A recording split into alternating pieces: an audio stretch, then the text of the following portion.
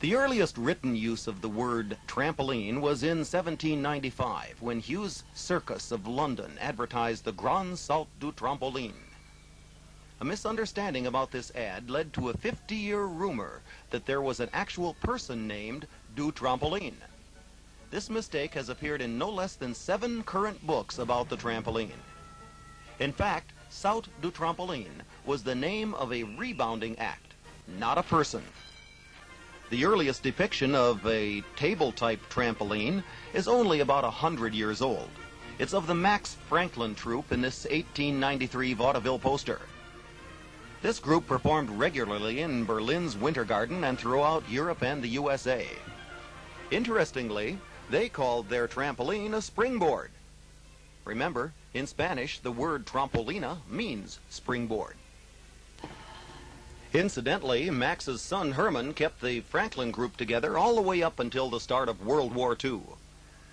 Still, what would the trampolines look like before this and before the safety nets? A clue to the answer is in this article published on March 28, 1925. The very first history of the trampoline was written by former circus performer John Warland. As a young man, Warland was one of the most famous performers in the world, and the only one verified to regularly do a triple somersault in his trampoline act. You heard me right, a triple somersault. He did this first one in 1874 in St. Louis, Missouri, before a crowd of hundreds. It was a triple front flip, not a triple back. There was no twist. It was not a triffus. It had a blind landing, and get this, it was over 5 horses. He did the triple several times around the nation. The apparatus he used didn't look anything like what we would call a trampoline today, but trampoline is what it was called back then. Another name was batout. Batout? That sounds awfully familiar. Trampoline in Russian? In Russian, trampoline, batut. Batut. Yes, batut. So, the Russian word for trampoline is batut. It's also the name for this springboard-type apparatus, which the Spanish call a trampolina. The words were interchangeable to performers before this century. The thing we call a trampoline today didn't even have a separate identity from the springboard until many years later. The word trampoline came to mean any apparatus a performer used to rebound and leap with. Even today, the Spanish don't call a trampoline. It's called something else. In Spanish? Yes. Cama elástica. Cama elástica. And that translates to mean elastic bed, which is an excellent term to describe today's apparatus. Whatever the variation, by the end of the 1700s, the word trampoline had come to mean something used for leaping or jumping. It also referred to an act involving leaping or jumping. And leaping is where the trampoline was really used during the 1800s. Before the advent of the flying trapeze, the most popular event of the circus was called leaping. Every circus worth its salt featured this act. Almost every male member of the cast would take part, running down a ramp, hitting the trampoline board, and somersaulting into the air over people, animals, and objects. In fact, when John Warland wrote his history of the trampoline in 1925, he was referring to the leaping event. Leaping of one form or the other can be traced all the way back to the Middle Ages. This is a print from the 16th century of someone doing just that. Modern leaping started probably with a man named John Bill Ricketts, who founded the first American circus just after the American Revolution. Ricketts was an expert horseman and mingled with some of the most prominent people in Philadelphia of the time. When he opened his circus on May 15, 1793, many were on hand to see it. Ricketts performed mostly equestrian skills, but also included a leaping exhibition where he somersaulted over 9 mounted men. Witnessing this historic first rebounding act? None other than Ricketts' good friend, General George Washington, who often attended the Ricketts Circus. Years later, the first leaper to be called a champion was Tom King after a leap of 31 feet 7 inches in 1856. He regularly did double somersaults over people and horses. Some say he even tried a triple on one occasion. Other leapers tried to do triples, and many died in the effort, more than 20 of them. Soon, it wasn't how many flips you could do, but how many horses or elephants you could do them over that counted. In this, there were several truly great leaping champions. George Kelly, Billy Dutton, and Bob Stickney dominated the headlines before the American Civil War. Stickney was particularly known for his form and grace as a leaper. He wore a tight-fitting costume similar to that introduced by aerialist Jules Leotard in the mid-1860s. The greatest rivalry of the time was between William Batchelor and Frank Gardner. They met head-to-head in competition several times. The leaping was truly spectacular. On one occasion, Batchelor turned a single somersault 33 feet 8 inches and 11 feet 7 inches. That is length and height. Gardner did a double flip for a distance of 32 feet 2 inches. Modern performers have attempted to duplicate these feats with varying degrees of success. Here's the Canestrelli family. The star of the show is Marco Canestrelli. We'll be seeing more of him later in the program.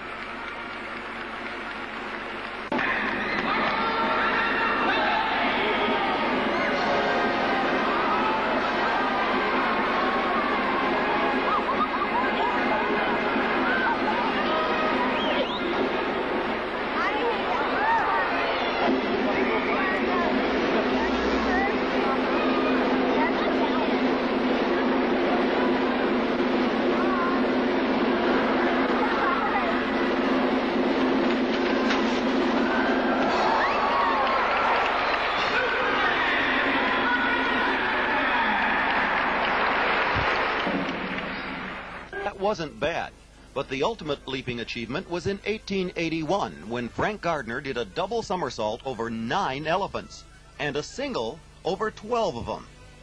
This incredible achievement was advertised near and far, and Gardner's hometown presented him with the first gold medal ever given for leaping. Frank Gardner, a true champion jumper in any century. By the 1900s, leaping over objects had given way to the more familiar swing-time bouncing we now associate with the trampoline. Besides the Franklins and Flying Fishers, vaudeville frequently featured trampoline shows by the likes of the Walloons, Stan Stanley, Mark Germain, and Tommy Gordon. And then there was Walter Lindsley. Lindsley taught at San Francisco's Columbia Park Boys Club. It was there that witnesses saw him regularly perform twisting double somersaults in 1928, the earliest flippuses on record. Both Barani in and Barani outs were being done. He was a good jumper, too. In 1932, at age 18, Paul was the first we know of to achieve the triple twist on the trampoline. Later on, with a divorce from Lorraine, Paul went on to form other groups. First, the Jumping Jacks, and then his most famous act, Paul and Paulette, with his second wife, June Schaller. June had come from a trampolining family. Her brothers, Johnny and Tony, had a professional act of their own. Remember the piano-shaped trampoline? The bellhop and French maid became a classic in professional trampoline acts. Many of these comedy bits are imitated today by modern performers. When George was injured in 1948, a variation of the act was created called the Paul and Paulette Trio when June's brothers filled in for him. The next year, AAU trampoline champion Jimmy Garner joined the team, and the act was better than ever. The George Paul Trio continued all the way up until 1954 with various cast members, many of whom became great performers in their own right. These included Donna Snedden, Marilyn Boyden, Vern Evans, and Darlene Morgan. After a divorce from June, an interesting turn took place when George's former wives came together in a pro act of their own called Paulette and Renee. Successful trampoline acts by females were rare, but one success was Marge Nelson and Deanne Schwartz. This act combined beauty, comedy, and real trampoline skill. Deanne was the comedian, and probably the first female to achieve a Barani out flippus on the trampoline. Marge became Miss USA in 1959 on a fluke. She had come to perform in the pageant and was asked to enter. She won. Another pro act of the time was the Jays. Later known as the Rudells, Mel Jay did comedy and led the group, and his brother Russell was the first confirmed person to achieve a full twisting double back, full in back out, in 1939. There was a rumor that film star Joey Brown had done this and even more earlier in vaudeville, but all films of his trampoline performances were destroyed in a fire. Mr. Brown claims to have achieved a full-in triple back, a skill we hadn't seen achieved until 1982 in Bozeman, Montana by Brett Austin. Considering the equipment of the 30s, it's possible that Joey was stretching it a little bit. The unique thing about the trampoline is that it is fun and spontaneous. During the early 50s, the paths of professional trampoline performers would often cross, and jumpers would socialize with gymnasts and other acrobats from the circus. It happened in Sarasota, Florida, Muscle Beach, California, and here at Jerry Doyle's Acrobat Ranch outside Phoenix. This rare shot shows pioneers George Paul, Deanne Schwartz, Marge Nelson, and Larry Griswold all in the same picture. Another place jumpers met was in this Los Angeles used car lot run by Bud Boyle and Sonny Butler. A frequent visitor was pro trampolinist Hal Coates. Another was this girl, Dolores Dixon, the main character in one of trampoline's most poignant stories. I met Dolores Dixon when she was looking for a partner for a trampoline act. I met her through her theatrical agent, and Dolores and I got together, and I started training her. I trained her for about 5 years during the time we were doing shows. She was absolutely the most sensational female athlete I had ever met. I was teaching her to do a back with a half twist, and she accidentally did a back with a full. So I said, okay, why don't you do a full? And she accidentally did a full and a half. It was incredible the way she could work.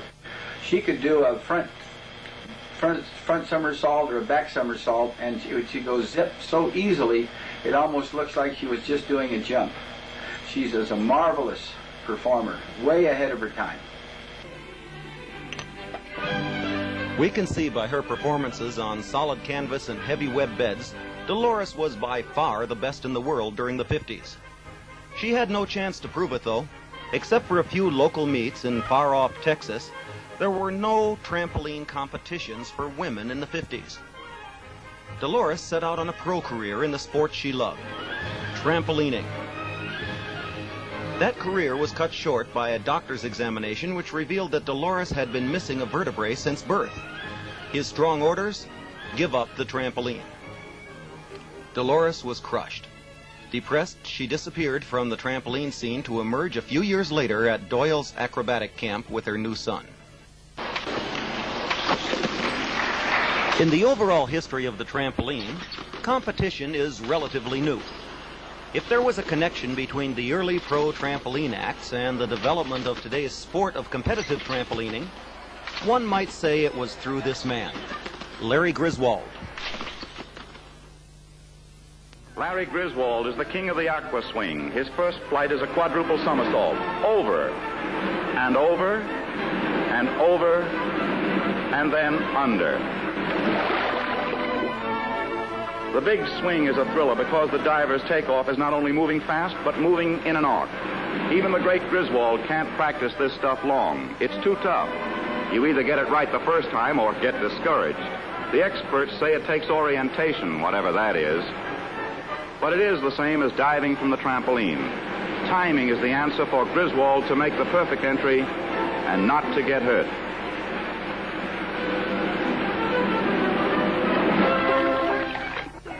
For an encore, Larry Griswold does the full twisting triple. Oh, that's as thrilling as a ride in a dive bomber. Besides obviously being a world-class athlete, Larry Griswold was the consummate showman. He created a unique trampoline and diving act, which toured the world for thousands of performances. This act was later taught to and performed by several other outstanding showmen, including Bob Perry, Willie Keough, and it's done today by another outstanding young man by the name of Don Zazadny. For his own part, Larry Griswold performed all the way up to the age of 62. So, how did this professional acrobat influence the birth of trampolining as a sport? Well, he did write the very first book on trampolining in 1942. Griswold's Trampoline Tumbling was the first definitive study of the use of the apparatus.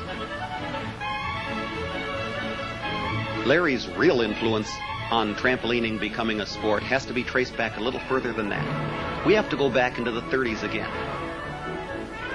During the mid-30s, Larry Griswold was a graduate student at the University of Iowa. In addition to being a graduate student, he was an instructor. He taught gymnastics and acrobatics. One of his projects there was the creation of the Iowa Circus, a sort of university project that would involve the athletes from the school. Larry wanted to include a trampoline. Well, there were no trampoline manufacturers around, so he had one made. Who was going to jump on the trampoline? Well, Iowa had some outstanding performers on their gymnastics team. One of them was a young man by the name of George Nissen. As a gymnast, George Nissen was one of the greatest of his time. He was the United States national tumbling champion 3 times. In addition to this, he was an All-American diver. The trampoline was a natural for him. Upon graduation from Iowa, Nissen became a professional acrobat and did hundreds of performances around the world. But the trampoline was on his mind. Nissen felt that the trampoline had a legitimate place in physical education. His plan was to standardize the apparatus, manufacture it, and sell it to recreation departments, physical educators, and to the armed forces. Originally, Larry Griswold and George Nissen were together in the Griswold-Nissen Corporation. Larry's heart was more in the education and performance end of the activity, though. Before long, the two split, and George Nissen himself started the very first trampoline manufacturing company in the world. His first customer? St. Louis YMCA, St. Louis, Missouri. Before long, the physical education departments of universities started responding. And then, Nissen's big break. The armed forces. With World War II coming on, both the Army and Navy had a great use for more flyers. Nissen proposed that the trampoline would be an excellent apparatus for use in the pre-flight training of pilots. One young naval officer that agreed with Nissen was Chuck Keeney of California. Keeney had been the 1935 national tumbling champion and was well aware of the benefits of using a trampoline for training pilots. He had even built his own trampoline as early as 1929, back in Long Beach, California. As the physical education officer at St. Mary's Pre-Flight School in California, he urged his superiors to take Nissen up on his offer to sell trampolines to the Navy.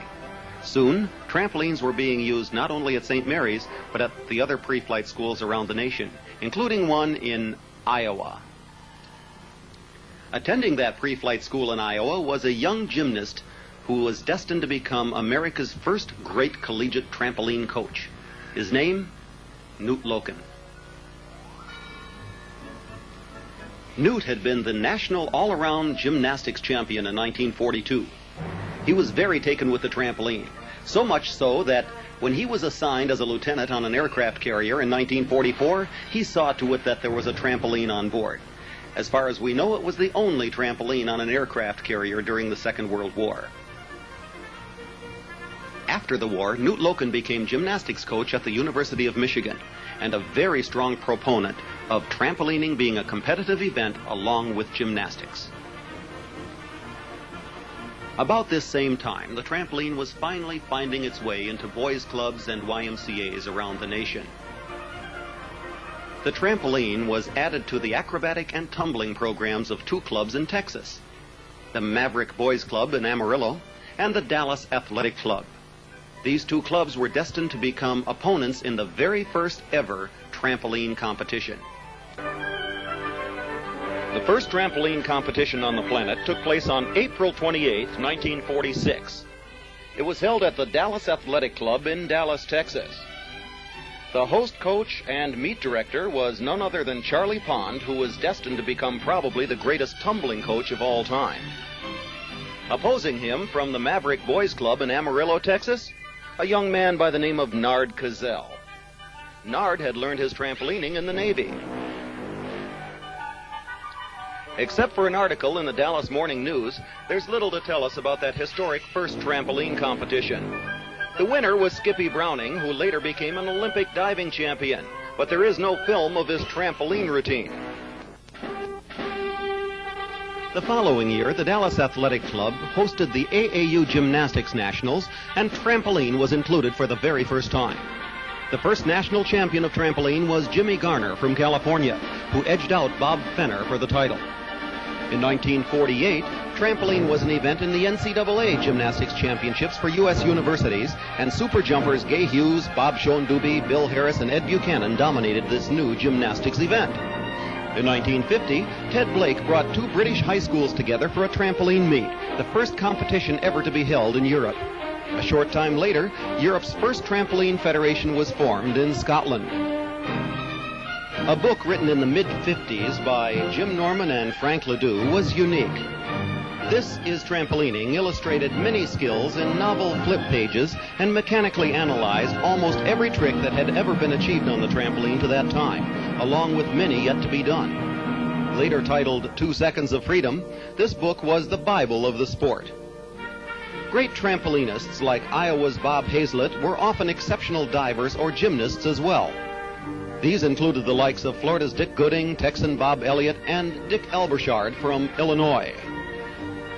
Also from Illinois was Jeff Austin, who uniquely won national titles in both trampoline and tumbling. Larry Griswold's cousin, Glenn Wilson, won national trampoline titles from both the NCAA and AAU. Ohio State's Don Harper won the first international trampoline competition when the Pan American Games included the event in 1955. Harper also went on to win multiple NCAA titles in both trampoline and diving. Like Harper, Ed Cole was a champion diver converted to trampoline and successful in both. The late 50s saw trampoline's first superstar. His name, Ron Munn. This Texas youngster was a student of Nard Cazell and could flip and twist with the best of them. A two-time AAU national champion, Munn also was the second man to win an international meet at the Pan Am Games in 1957. Later, Munn toured South Africa and did hundreds of school assembly programs with partner Ed Cole. He became an executive with the Nissan Corporation and ultimately married Nissan's daughter, Dagmar. In 1960, women finally had a national trampoline championship. Barbara Gallagher was the first women's champion, demonstrating athletic talent that had also won her 9 tumbling titles. Through the promotional efforts of George Nissen, Kurt Beckler, and other enthusiasts, the sport was now catching on around the world. It was possibly time for an international organization, so at the suggestion of England's Ted Blake, an international trampoline federation was formed, with Switzerland's René Scherer as president. Upon Scherer's retirement, Eric Kinzel from Germany took over and held the post for the next quarter century until he was succeeded in 1990 by Ron Froelich. In 1964, the first World Trampoline Championships were held at London's Royal Albert Hall under Ted Blake's direction and Nissan's sponsorship. Since there were no international trampoline rules, competition was held as a man-to-man double elimination. The USA was so strong that it entered 2 separate teams, and Americans dominated the event. California's Dan Millman edged out Gary Irwin for the first World Championship, and America's Judy Wills was so good that she won the first of her 5 world titles, even after falling.